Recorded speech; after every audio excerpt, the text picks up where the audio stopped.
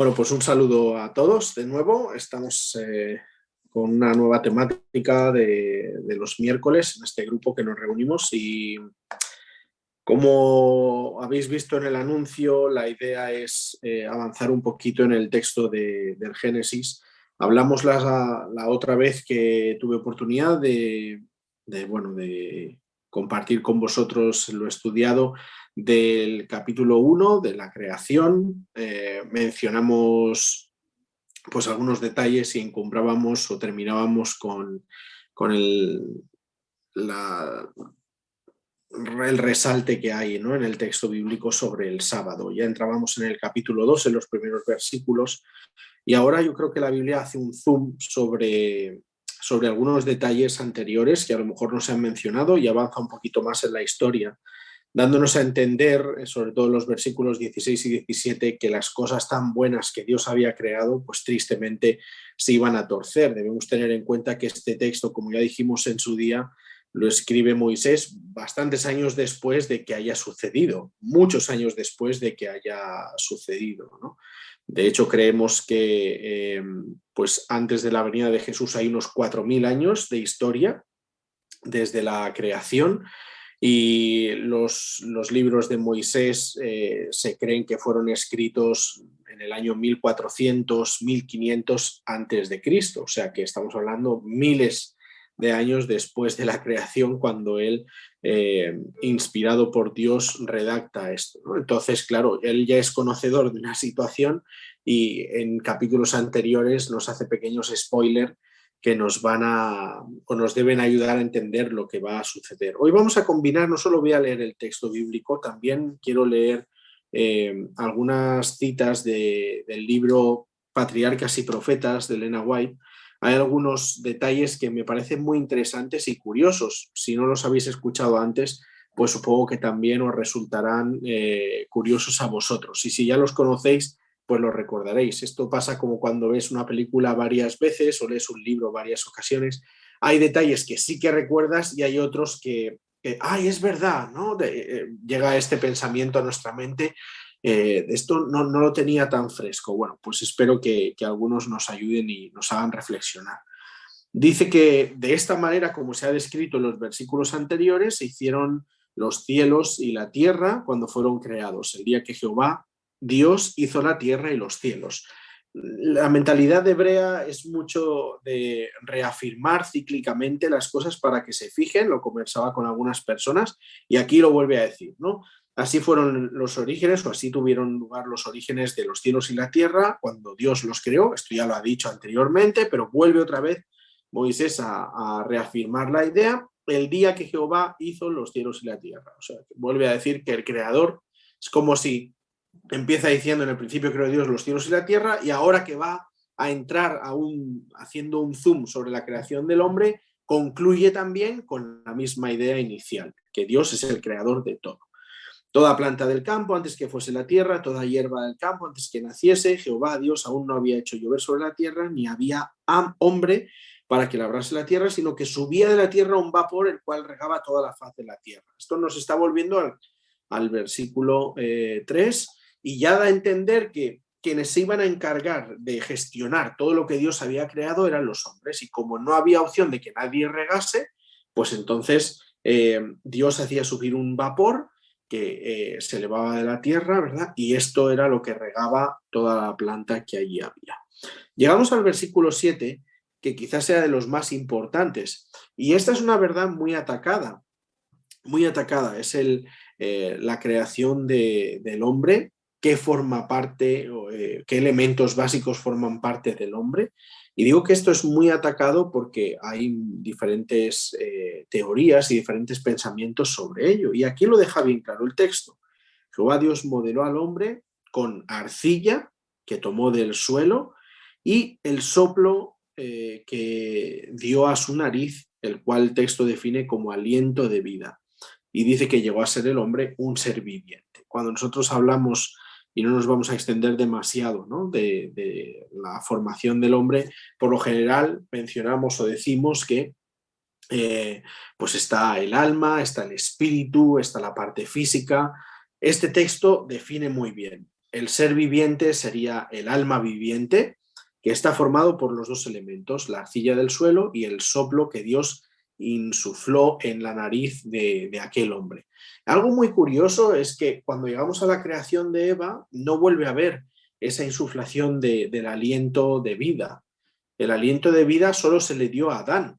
El texto así lo refiere. Cuando Dios forma a Eva, lo hace de la costilla de Adán, y esta costilla ya tiene células que están vivas, que están activas. Esto nos da una pista muy grande sobre el espíritu. ¿No? Por lo general nosotros decimos que el espíritu de fulanito, el espíritu de menganito, le damos nombre, ¿no? Lo hacemos nominal. Identificamos al espíritu con personas, cuando en realidad el espíritu es impersonal.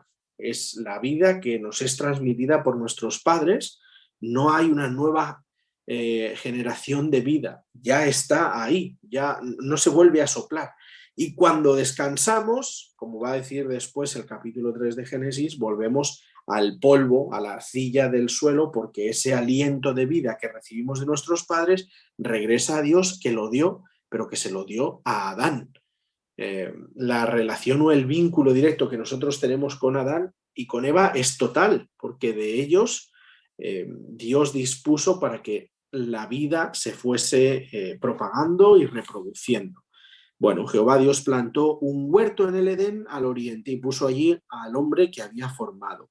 Dios hizo nacer de la tierra todo árbol delicioso, dice el versículo 9, a la vista y bueno para comer. Y también el árbol de la vida en medio del huerto, y aquí introduce el primer spoiler, ¿no? Que va a hacer Moisés, y el árbol de la ciencia del bien y del mal. Y entonces uno que está leyendo el texto dice, esto de la ciencia del bien y del mal, ¿por qué el mal? Si el recuerdo que tenemos de Génesis 1 es que era todo bueno en gran manera, además, ¿por qué ese árbol de la ciencia del bien y del mal? Pues está adelantándonos lo que va a acontecer después.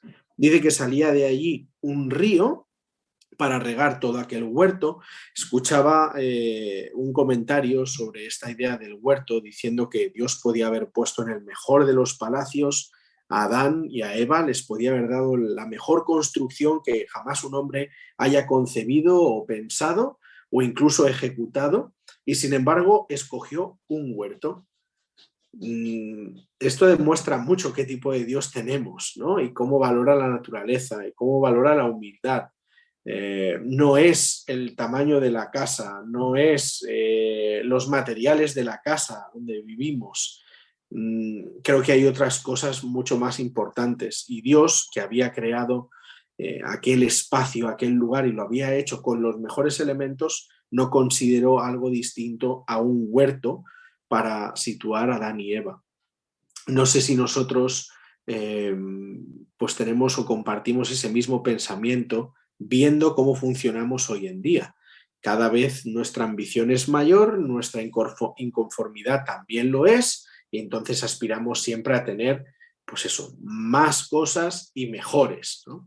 A mí, que soy un poco nómada en esta tierra, que me van trasladando de aquí a allá, voy tachando ya las comunidades autónomas y las ciudades donde he vivido del mapa de España.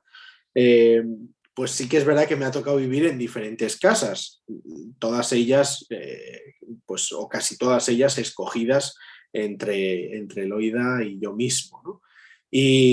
Y cuando hemos hecho comparación, pues claro, la familia también ha ido aumentando, y en principio podíamos vivir en una casita más pequeña, ahora con las niñas pues ya no es esto tan factible. Y después de vivir en casas más grandes, piensas en una pequeña y dices, madre mía, se me echa el mundo encima, ¿no? Esta casa en la que estamos ahora, que tiene 5 habitaciones, 2 baños, pues decimos, esto es enorme. Tendremos que ir cambiando la mentalidad y pensar en que probablemente donde vayamos la siguiente vez es más pequeño. Bueno, Dios le dio un Edén, un huerto perfecto a Adán y Eva. Creo que no podían aspirar a nada mejor porque era el mejor lugar que Dios les había dado, y cosas que nosotros llegamos a imaginarnos por la descripción que hace Moisés en el texto, en realidad creo que nuestra mente no es capaz de entenderlas en plenitud y poder hacer un cuadro mental de cómo sería. Si ponéis alguna vez, y os invito a que lo hagáis en Google, Edén, van a aparecer fotos muy chulas, pero también súper retocadas. Nada de lo que veáis será en realidad como se describe en el texto, ¿no? Dice que había un río, de allí se repartía después en 4 brazos ese río. Uno de los nombres de esas particiones era el Pisón. Este es el que rodea toda la tierra de Havilá, donde hay oro. Pues muy bien, quiero decir, Moisés conoce un poco, ya ha vivido, ¿no? Y entonces sabe ubicar este río Pisón porque él describe cosas que conoce de su tiempo en referencia al pasado. El oro de aquella tierra es bueno, dice. Ahí hay también bedelio y ónice. Bueno, materiales, sabemos, el ónice sobre todo, muy codiciados. El nombre del segundo es el Gijón, que no es Gijón, pero parecido, ¿no? Y este es el que rodea toda la tierra de Cus. O sea, él intenta ubicar el Edén en el mapa actual. Es como si dijésemos nosotros, ¿dónde estaba el Edén? Bueno, pues el Edén estaba situado y dar datos de la geografía actual. El nombre del tercer río es Hidekel, que sería nombre, literalmente sería rápido, y este es el que vamos a conocer como río Tigris. Entonces ya nos ubicamos, ¿no? El río Tigris sí es más familiar en la península, en Mesopotamia, etc. Y dice que es el que va al oriente de Asiria, y el cuarto es el Éufrates. El Tigris y el Éufrates claramente nos sitúan. Así que podemos decir que el Edén estaba en el Oriente Medio. Son algunos datos que Moisés nos ayuda a ubicar, y también nos ayuda a entender cuál es y cómo ha cambiado esa realidad, porque cuando pensamos nosotros en esa zona, ¿en qué pensáis? Probablemente en desierto, ¿no? En arena, en tierra, ahí es donde hacen los Dakar y estas historias, ¿no? Donde hacen este tipo de carreras. Para nada el huerto que Dios en un principio había creado. Dicho esto, y ya situando un poco, ha hablado de ese zoom sobre la creación del hombre, habla un poquito más de la situación del lugar donde se encuentra el Edén, introduce a partir del versículo 15 el problema que nos va a llevar al capítulo 3. Tomó pues Jehová, Dios al hombre, lo puso en el huerto de Edén para que lo labrase y lo guardase.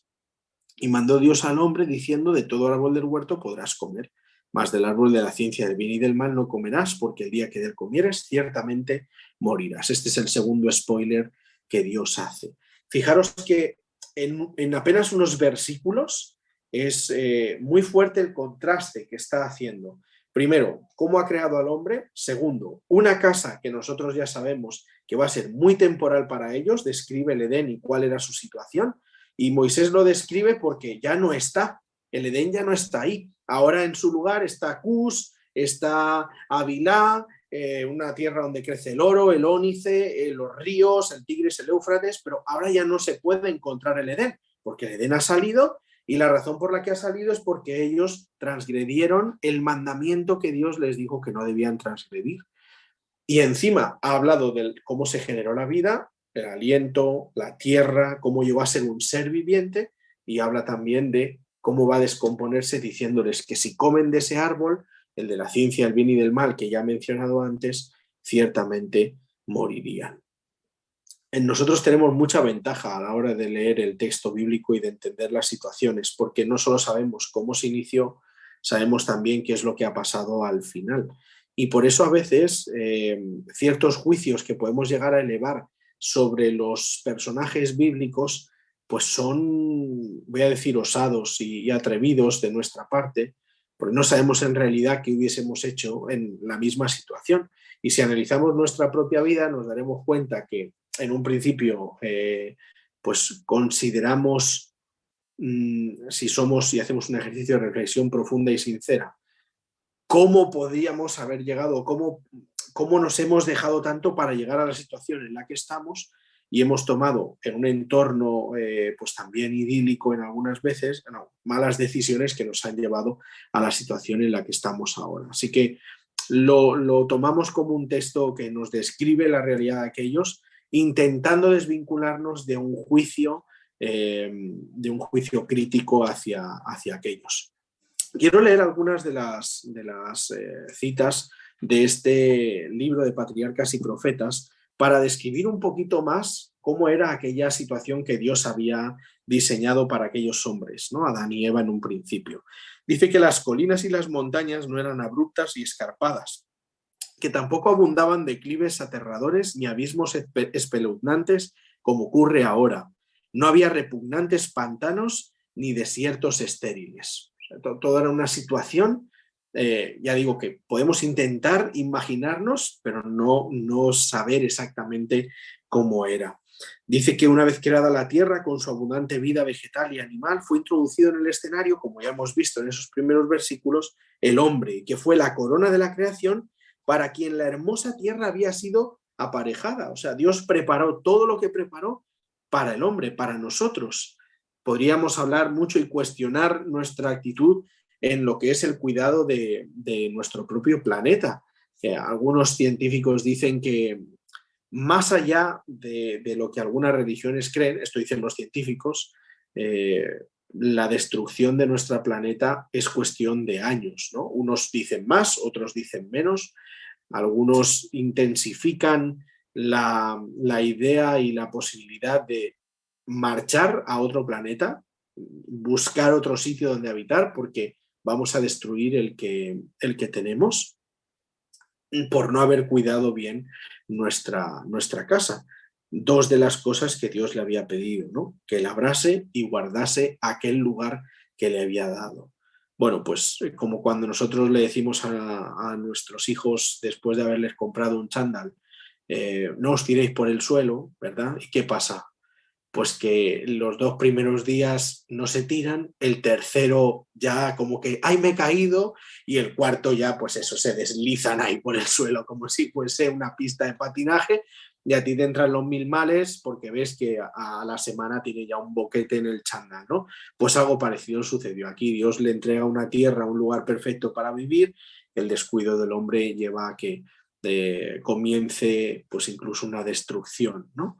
Con el paso del tiempo lo único que hemos hecho ha sido empeorar en nuestro propio beneficio.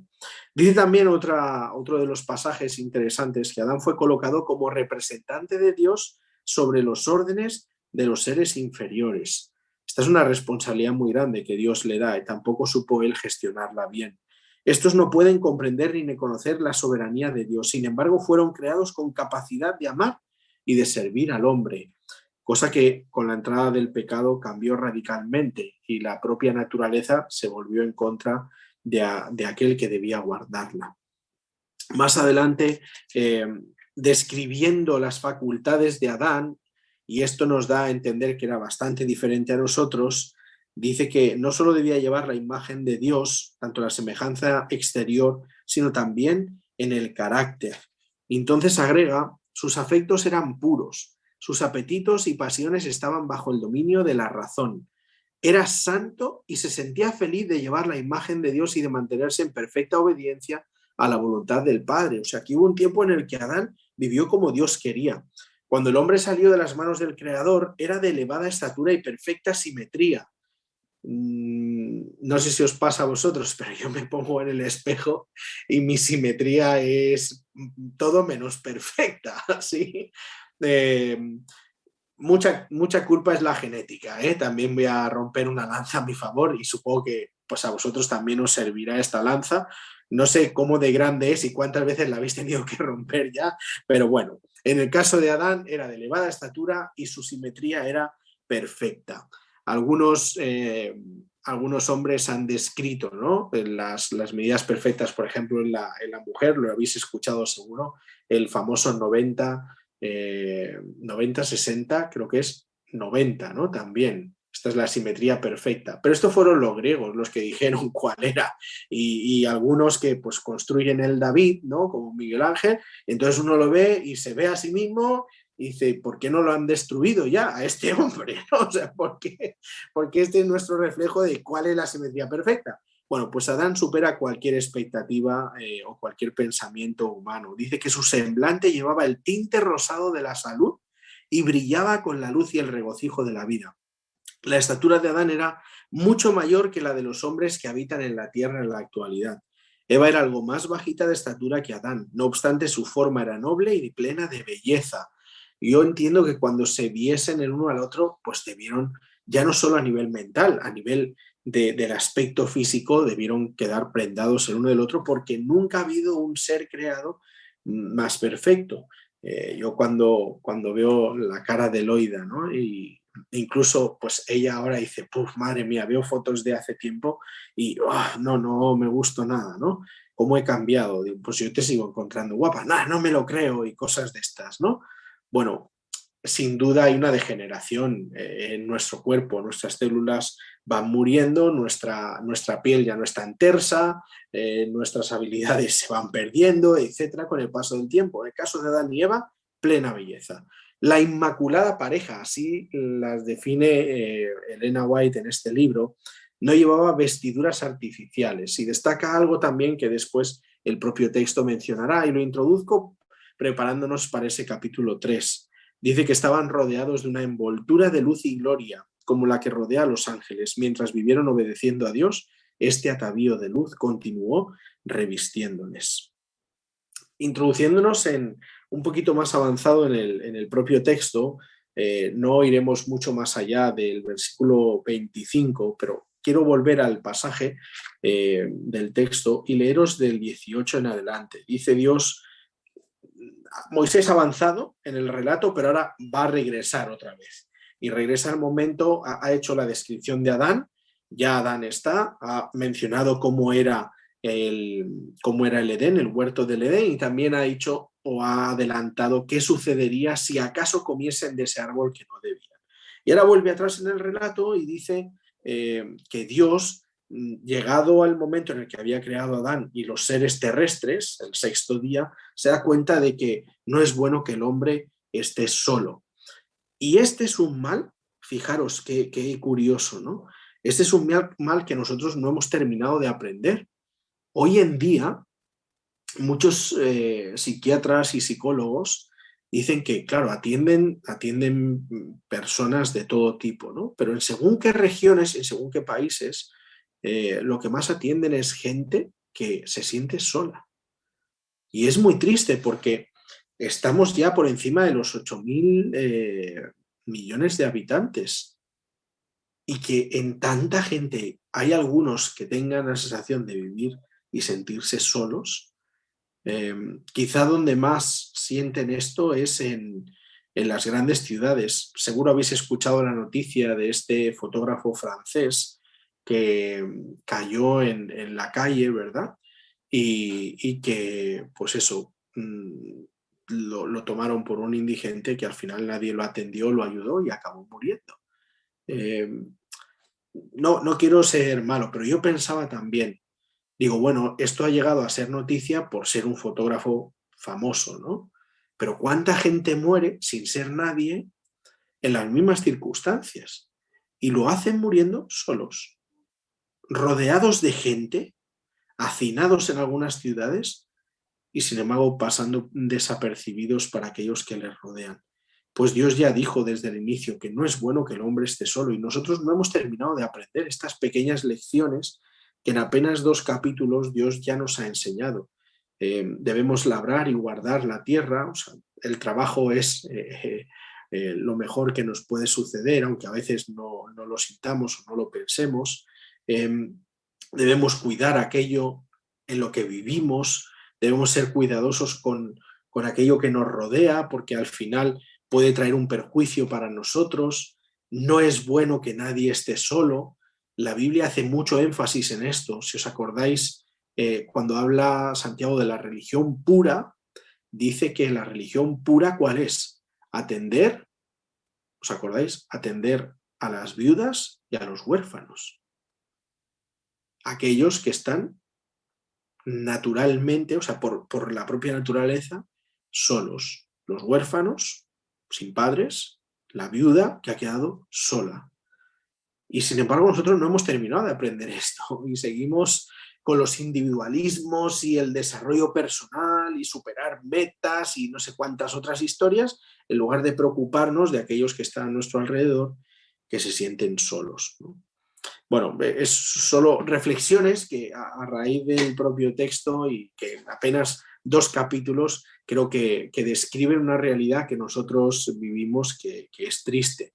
Y cuando hablamos y pensamos en el desarrollo de la humanidad y cómo hemos evolucionado y crecido, pues uno se da cuenta que cuando Dios creó el mundo hace 4.000 años, ya advirtió de algunos problemas que 6.000 años después seguimos teniendo. Así que tan inteligentes y tan maravillosos no debemos ser cuando problemas sencillitos los seguimos enfrentando. Pero bueno, esto pues es una reflexión que me hago a mí mismo primero, ¿no? Y que comparto con vosotros. Dios decidió hacerle ayuda idónea. Dice que le da nombre a todos los animales, pero que Adán se siente mal porque no hay uno como él. Y entonces Dios hizo caer un sueño, versículo 21, profundo sobre Adán. Mientras éste dormía, tomó una de sus costillas, cerró la carne en su lugar, y de la costilla que Jehová Dios tomó del hombre, formó una mujer y la trajo a él. Y voy a leer cuál fue la primera reacción de Adán, porque tiene mucha relación con lo que después o otro día analizaremos en el capítulo 3. Entonces Adán, cuando vio a Eva, esa misma mujer que antes describíamos de plena de belleza, inmaculada, perfecta, no solo a nivel físico, sino también a nivel racional. No había ningún problema entre ellos, no había discusiones, no había alteración hormonal, no había, era una pareja que disfrutaba en plenitud, no de como estas parejas que dicen, uy, nosotros no discutimos nunca. No me lo creo, imposible. O sea, para no discutir es, pues eso, yo tengo vecinos que no conozco, pues nunca he discutido con ellos porque no les conozco. Pero cuando uno tiene trato con las personas, pues surgen las diferencias. El roce no solo hace el cariño, el roce también hace las chispas y saltan conflictos, como pasa a todos. Pues Adán de esto no tenía ni idea, ni Eva tampoco, antes de la entrada del pecado. Entonces Adán la ve y su expresión, la manera de expresar, quizá no sea la forma más romántica. No sé si nosotros hoy en día quisiésemos hacer un poema de amor y dijésemos, esto es ahora hueso de mis huesos y carne de mi carne, no sé si generaríamos el mismo impacto que generó en Eva, ¿no? Pero bueno, fue su sentir. Esta será llamada varona porque del varón fue tomada. Esta frase ya es el remate, ¿no? O sea, ya de romántico esto no tiene mucho. Pero lo que está dando a entender, esta es como yo, esta es semejante. En el libro Patriarcas y Profetas, cuando hace referencia a esto, dice, Eva fue creada una costilla tomada del costado de Adán. Esto significa que ella no debía dominarle como cabeza, ni tampoco debía ser humillada y hollada bajo sus plantas como un ser inferior, sino que más bien debía estar a su lado como su igual, para ser amada y protegida por él. Vuelvo a la reflexión de no es bueno que el hombre esté solo. ¿Cuánto hemos aprendido de esto? O sea, la intención de Dios cuando le da a Eva es que no se dominen el uno al otro, que no se humillen el uno al otro, que no se pisoteen, hollada bajo sus plantas, o sea, pisoteada, que no se pisoteen como seres inferiores, sino que estén a su lado como iguales para amarse. ¿Hemos evolucionado? ¿Qué pensáis? Yo creo que cada vez peor, ¿no? Lo que hemos hecho ha sido tirar por tierra instituciones tan importantes como es la del matrimonio, ¿no? Dice así también, un poquito más adelante en este mismo capítulo de Patriarcas y Profetas, que Dios celebró la primera boda, de manera que la institución del matrimonio tiene como su autor al creador del universo. Si Dios nos ha dicho, no es bueno que el hombre esté solo, la forma es mediante el matrimonio. Y un matrimonio de hombre y mujer. Pues nosotros hemos querido inventar la rueda y tristemente, tomando malas decisiones, llegamos a tener la situación que hoy vivimos, ¿no? Cuando se reconocen y obedecen los principios divinos en esta materia, el matrimonio es una bendición, salvaguarda la felicidad y la pureza de la raza, satisface las necesidades sociales del hombre y eleva su naturaleza física, intelectual y moral. Qué curioso, porque dice que eleva su naturaleza física, aspecto físico, intelectual, aspecto mental y moral, espiritualmente. O sea, el matrimonio beneficia al crecimiento integral de la persona.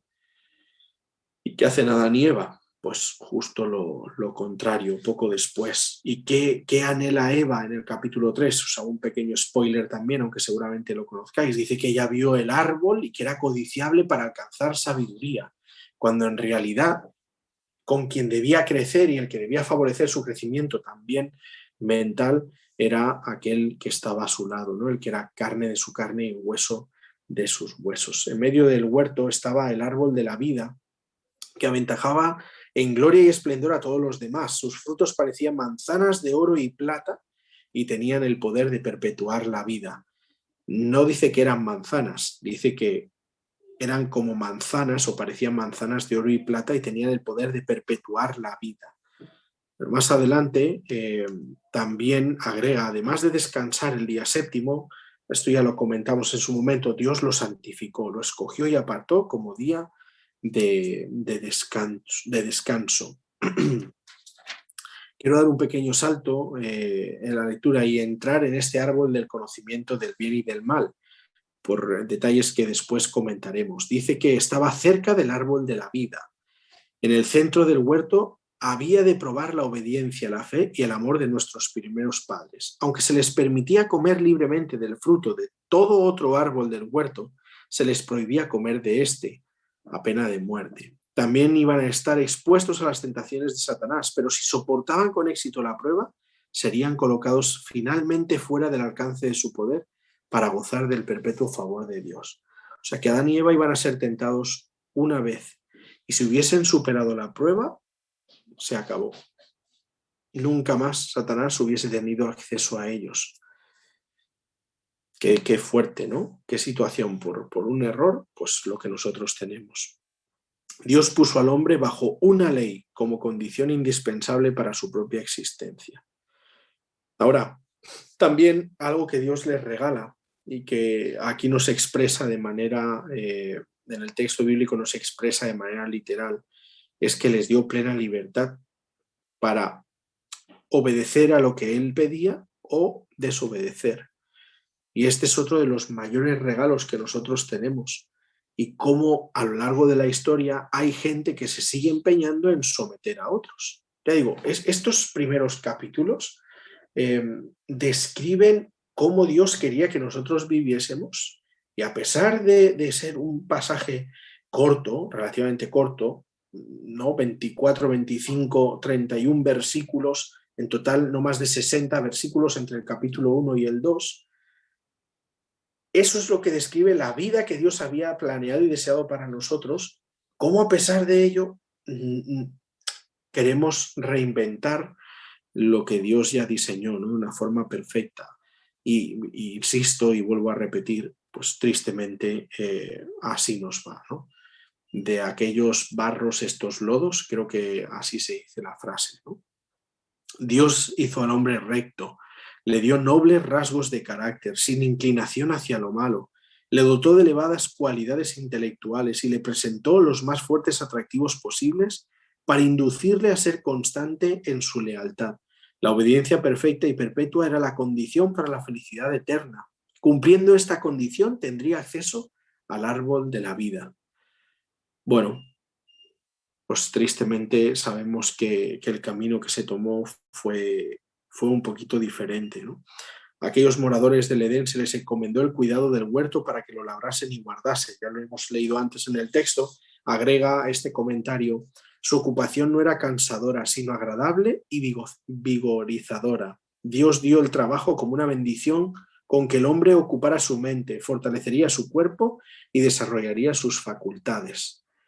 La actividad mental y física Adán encontró uno de los placeres más elevados de su santa existencia. Hoy en día lo que más deseamos, no sé, supongo que todos, es dejar de trabajar. Sería maravilloso, ¿no?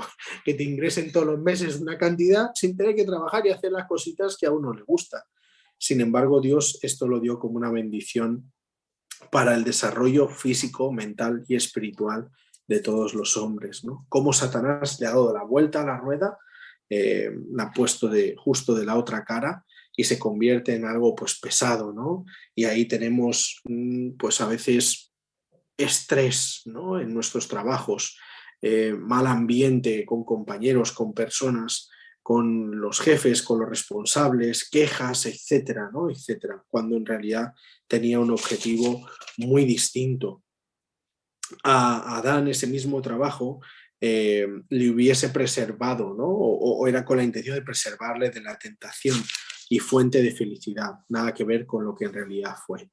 La santa pareja eran no solo hijos bajo el cuidado paternal de Dios, sino también estudiantes que recibían instrucción del omnisciente Creador.